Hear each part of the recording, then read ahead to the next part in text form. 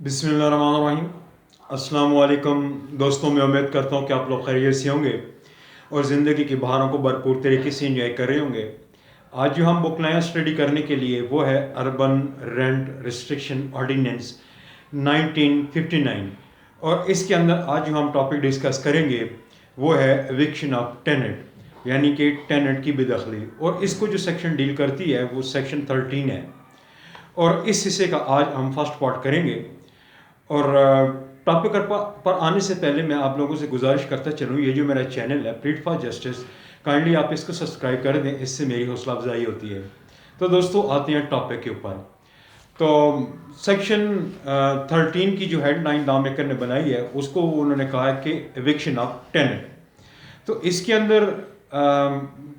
Basically जो दो चीज़ें बताई गई हैं वो मैं आपको बयान कर देता हूँ। सबसे पहली बात यह है कि लॉ मेकर ने कैटेगोरिकली इस बात पे इंसिस्ट किया है कि इस ऑर्डिनेंस के आने से पहले सॉरी, अगर कोई डिग्री किसी अदालत ने पास की है किसी टेनेंट को एवेकुएट करने के लिए, उसको बेदखल करने के लिए, तो वो इसकी रूह से, इस ऑर्डिनेंस की रूह से वो मनसूख तस्वर होगी। या इस ऑर्डिनेंस के से पहले अगर कोई हुई है और या इस ऑर्डिनेंस के दौरान या बाद में, वो सारी की सारी जितनी भी डिग्रियां हैं, ये जो अदालत ने किसी टेनेंट को एविकुएट करने के लिए, उसको बेदखल करने के लिए, डिस्पोजेस करने के लिए रेंटेड प्रेमिसेस से, वो सारी नल एंड वाइड हैं। और उन्होंने लॉ मेकर ने ये बात की है कि आज के बाद जो भी कार्रवाई किसी टेनेंट के खिलाफ की जाएगी बेदखली की, वो इस ऑर्डिनेंस के जो मुरवजा तरीक़ाकार है, जो उन्होंने वो तरीक़ाकार लॉ मेकर ने बताया है, उसके तहत होंगी। इसके अंदर अब आ जाती है दूसरी बात यह है कि जब कोई लैंडलॉर्ड किसी भी टेनेंट को उस बिल्डिंग के अंदर, कि जो लैंडलॉर्ड ने किसी टेनेंट को किराए के ऊपर दे रखी है, उसको रेंट के ऊपर दे रखी है, अगर वो उसको वहाँ से डिस्पोजेस करना चाहता है या उसको निकालना चाहता है या उसको एविक्ट करना चाहता है, तो उसके लिए ज़रूरी है कि वो रेंट कंट्रोलर को एक दरख्वास्त देगा। और रेंट कंट्रोलर जो है उसकी दरख्वास्त लेने के बाद वो टेनेंट को बजरिया समन अदालत के अंदर बुलाएगा और उसको शोकाज नोटिस देगा कि भाई आपके खिलाफ ये एप्लीकेशन आई है, आपके लैंडलॉर्ड ने दी है, वो आपको अपनी प्रॉपर्टी से निकालना चाहता है, वो आपको बेदखल करना चाहता है, तुम इस बारे में क्या कहते हो। उसको सुनने के बाद अगर लैंडलॉर्ड की एप्लीकेशन के अंदर को वजन हुआ, उसके अंदर कोई उसने वो प्रूफ कर दी, तो अदालत टेनेंट को डिस्पोजेस कर देगी और जो प्रॉपर्टी का कब्जा है वो मालिक के हवाले कर देगी, लैंडलॉर्ड के हवाले कर देगी। अगर अदालत ये समझे कि इसकी जो टेनेंट अपना लैंडलॉर्ड ने जो एप्लीकेशन दी है वो फ्रिवलेस है, बोगस है, या उसके अंदर वो प्रूफ नहीं की गई या उसके अंदर एविडेंस नहीं है, या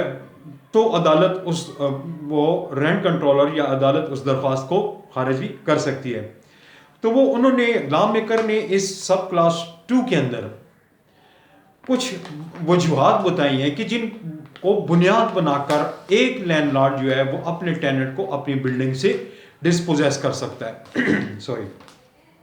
सबसे पहली बात यह है कि अगर वो जो टेनेंट है उसने अपने लैंडलॉर्ड को किराया अदा नहीं किया और जो किराए की तारीख मुकर्रर है वो उसके गुजरने के बाद 15 दिन मजीद गुजर चुके हैं और वो टेनेंट जो है वो किराया नहीं दे रहा, तो उस बुनियाद के ऊपर जो लैंडलॉर्ड है उसको बेदखल कर सकता है। या दूसरी सूरत में इसमें दो चीज़ें हैं अगर वो किराया अदा नहीं करता। पहली चीज़, अगर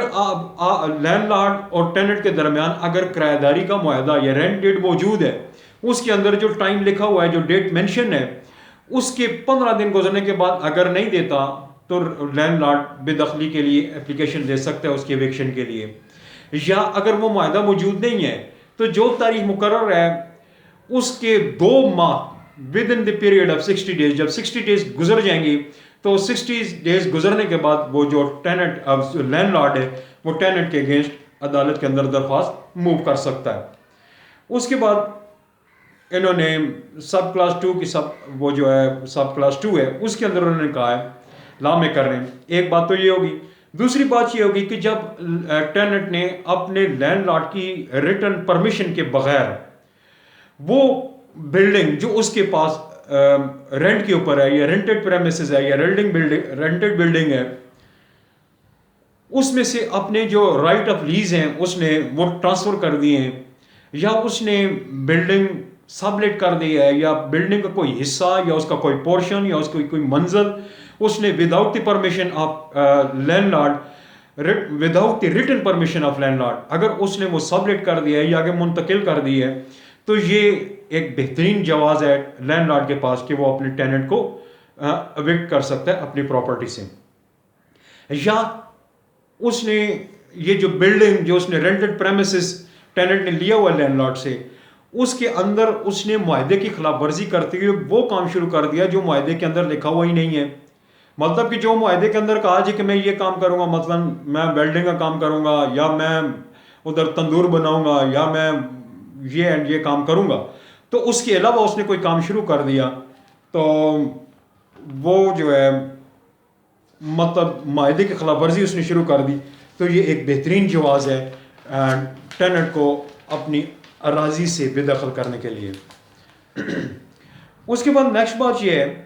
कि यहाँ टेनेंट कोई ऐसा अमल करता है कि जिससे बिल्डिंग की जो वैल्यू है वो डिक्रीज हो जाती है या बिल्डिंग को कोई नुकसान होता है सॉरी, तो ऐसी सूरत के अंदर लैंडलॉर्ड के पास फिर अख्तियार है कि वो अपने टेनेंट को बेदखल कर दे। अब मिसाल के तौर पर एक बंदे ने वो बिल्डिंग ली किसी अपना रिहाइश के लिए या किसी दीगर मकसद के लिए, अंदर उसने वो कुकर खाना लगा लिया, वो उसने छतें सारी काली कर दी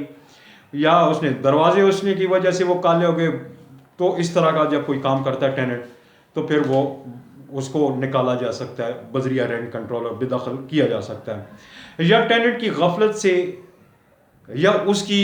किसी एक्ट की वजह से वो मतलब कि जो सराउंडिंग के अंदर लोग रहते हैं उसके पड़ोसी जो हैं वो उसकी इज़ारसानी का शिकार हैं और वो किसी पब्लिक न्यूसेस का वो जो टेनेंट है वो मुर्तकिब हो रहा है, तो ऐसी सूरत के अंदर भी उसको निकाला जा सकता है। मिसाल के तौर पर वो अपने जो रेंटेड बिल्डिंग है उसके अंदर वो ऊंची आवाज़ के अंदर वो लाउड स्पीकर का इस्तेमाल करता है, गाना बजाने का काम करता है या कोई ऐसा काम करता है जिससे अहले मोहल्ला जो है वो परेशान हो जाते हैं, तो ऐसी सूरत के अंदर फिर लैंडलॉर्ड जो है अपने टेनेंट को उस बिल्डिंग से एविक्ट कर सकता है, उसको डिस्पोजेस बजरिया रेंट कंट्रोलर कर सकता है। या अगर इसके अलावा उन्होंने बताई है, लॉ मेकर ने एक और बात ऐड की है कि अगर कोई बिल्डिंग जो है वो किसी हिल स्टेशन के ऊपर है या किसी सियाती मकाम के ऊपर है, टूरिस्ट प्लेस है, और उसके अंदर अगर कोई बंदा बतौर टेनेंट रहता है और 4 माह तक उस बिल्डिंग को ऑक्यूपाई रखता है और उसका किराया भी नहीं देता, तो जो फिर लैंडलॉर्ड है उस बिल्डिंग का फिर वो रेंट कंट्रोलर से रजू करके उस टेनेंट को डिस्पोजेस करवा सकता है। उसके बाद उन्होंने कहा है कि लॉ मेकर ने एक और बात भी ऐड की है कि अगर लैंडलॉर्ड को वो इमारत गिरा कर असर नो नई इमारत उसने तामीर करनी हो, तो ऐसी सूरत के अंदर वो रेंट कंट्रोलर से रजू करेगा और उसे कहेगा जी कि मेरी बिल्डिंग जो है वो नियर टू फॉल है, वो गिरने के करीब है और वो डिमोलिश होने वाली है, तो मैं उसको गिरा कर नई इमारत तामीर करना चाहता हूँ, मुझे इजाज़त दी जाए। तो फिर वो जो है अपना रेंट कंट्रोलर उसके ऊपर इंक्वायरी करके उसको इजाज़त दे सकता है और फिर वो जो अंदर टेनेंट बैठा हुआ है उसको डिस्पोजेस कर सकता है। और उसके बाद लॉ मेकर ने ये बात की है कि इस तरह की जब कोई लैंडलॉर्ड अपने टेनेंट के अगेंस्ट दरख्वास्त देता है कि इसने जी किराया नहीं दिया, इसने जी बिल्डिंग को सबलेट कर दिया, इसने बिल्डिंग की वैल्यू को डिवैल्यू कर दिया, इसने बिल्डिंग के अंदर वो काम शुरू कर दिया जो मायदे के अंदर नहीं है, मैंने अपनी बिल्डिंग को दोबारा तामीर करना है, इस तरह, और ये टेनेंट को बेदखल किया जाए इस और प्रॉपर्टी का कब्जा मुझे दिया जाए, तो रेंट कंट्रोलर को जब ये लैंडलॉर्ड दरख्वास्त देगा तो रेंट कंट्रोलर जो है उसके ऊपर इंक्वायरी कंडक्ट करेगा वो, और वो टेनेंट को भी सुनेगा, लैंडलॉर्ड को भी सुनेगा और टेनेंट को भी सुनेगा बुला के उसको, और उसके बाद अगर वो रेंट कंट्रोलर इस बात के ऊपर सेटिस्फाइड हो जाता है जी कि लैंडलॉर्ड ने जो एप्लीकेशन दी है वो मबनी बर हकीकत है, वो फैक्ट्स के ऊपर मबनी है, तो फिर वो वो परमिशन ग्रांट कर देगा और वो हदायत देगा, वो ऑर्डर जारी करेगा टेनेंट को कि वो पीसफुल जो है ये पोजीशन जो है ये लैंडलॉर्ड को डिलीवर करे। अगर वो लैंड अपना रेंट कंट्रोलर जो है वो लैंडलॉर्ड की एप्लीकेशन से मुतमईन नहीं होता तो फिर वो उसको एप्लीकेशन को खारिज कर देगा। इसके अंदर फिर लॉ मेकर ने 2-3 शराइत आयद की हैं। सबसे पहली शर्त ये है कि अगर जब रेंट कंट्रोलर जो है अगर वो लैंडलॉर्ड की दरख्वास्त को एक्सेप्ट करता है और वो टेनेंट की एविक्शन के लिए या उसको निकालने के लिए या डिस्पोजेस करने के लिए कोई ऑर्डर जारी करता है तो उसके लिए ज़रूरी है कि वो टेनेंट को इतना वक्त देगा कि जिसके अंदर वो उसको मकान को या जो रेंटेड प्रेमिसेस उसके पोजीशन के अंदर है उसको खाली करे। और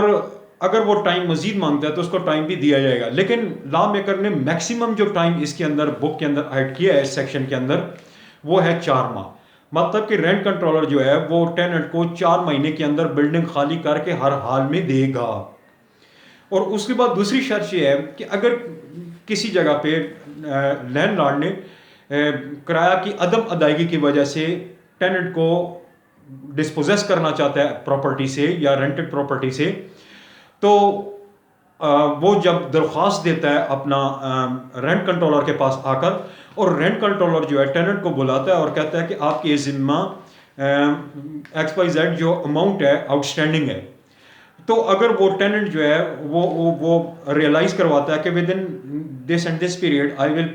deposit this amount before this honourable court तो फिर अदालत जो है उसको ज़्यादा से ज़्यादा 15 दिन का टाइम देगी। और वो अगर वो अदालत के अंदर वो जो आउटस्टैंडिंग रेंट है जिसकी बुनियाद के ऊपर लैंडलॉर्ड वो एप्लीकेशन रेंट कंट्रोलर के पास लेकर आया तो वो जमा करवा देता है तो अदालत जो है वो लैंडलॉर्ड की एप्लीकेशन खारिज कर देगी और इसका पोजीशन जो है इसको बहाल रखेगी। अगर वो किराया अदा करने के अंदर वो जो टेनेंट है वो नाकाम रहता है तो उसको डिफॉल्टर डिक्लेयर करके उसको अपना लैंडलॉर्ड की प्रॉपर्टी से बेदखल या अवेक्ट किया जा सकता है।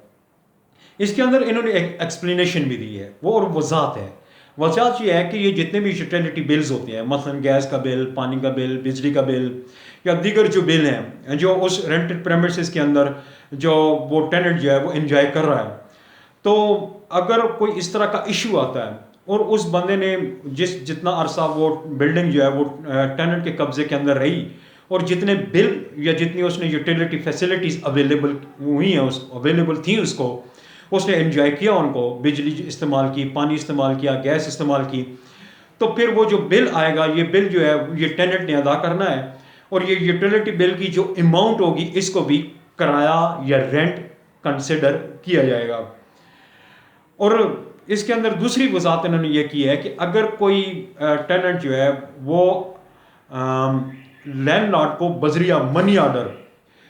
मतलब कि डाकखाने के ज़रिए उसको पैसे भिजवाता है रकम किराए की रकम या रेंट जो है वो बजरिया मनी ऑर्डर पहुंचा देता है लैंडलॉर्ड को या फिर वो अदालत के अंदर डिपॉजिट करता है टेनेंट जो है वो किराए की रकम तो ये समझा जाएगा कि टेनेंट ने किराया अदा कर दिया। तो दोस्तों मैं समझता हूँ मेरी आज की वीडियो आपको पसंद आई होगी, आपको समझ भी आ गई होगी। अगर आपका कोई क्वेश्चन है, कोई क्वेरी है, आप मुझे सवाल करना चाहते हैं, आप मुझे कॉल भी कर सकते हैं, आप मुझे टेक्स्ट कर सकते हैं और मुझे नई वीडियो के आने में आप लोगों से इजाज़त चाहूँगा। इजाज़त दीजिए। अल्लाह हाफ़िज़ and wish you good luck. Thank you very much.